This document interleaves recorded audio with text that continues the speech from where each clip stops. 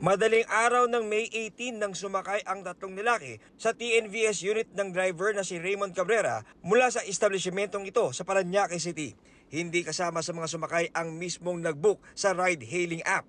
Umalis ang sasakyan pero mapapansing muli itong bumalik sa pick-up point. Bumaba pala ang isa sa mga pasahero at may kinuhang kutsilyo sa halamanan. Nung nandun na sila sa Cavite, nagtuloy-tuloy yung sasakyan. Imbis na may drop off, nagtuloy-tuloy yung sasakyan, nagpaikot-ikot sa Cavite. Sa dashcam ng TNVS, kalsadang dinadaanan lang sa Cavite ang makikita. Pero maririnig sa audio nito na hinold up na ang driver at iba na ang nagmamaneho ng sasakyan.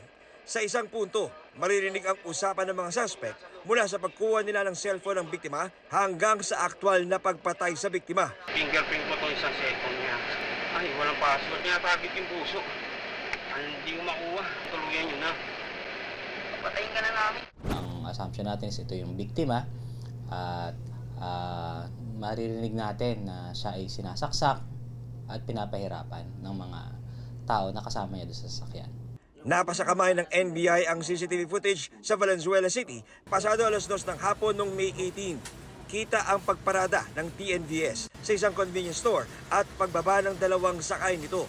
Sumakay ng pedicab at later on sumakay sila sa isa pang sasakyan. Masakit, sir. Kasi hindi niya deserve mangyari sa kanya yun, sir.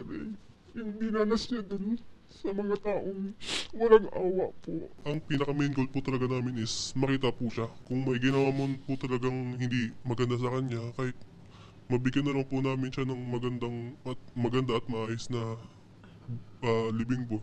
Tukoy na ng NBI ang pagkakakilala ng mga suspect pero ang katawan ng biktima hindi pa rin nakikita. Nagsampa na tayo ng kaso ng reklamong carnapping at robbery with homicide laban sa mga tao na posibleng gumawa nitong. Nagre-raise sila ng pondo ng 100,000 na reward para kung sino man ang makakapagbigay ng impormasyon para sa tao na sa asawa na nawawala.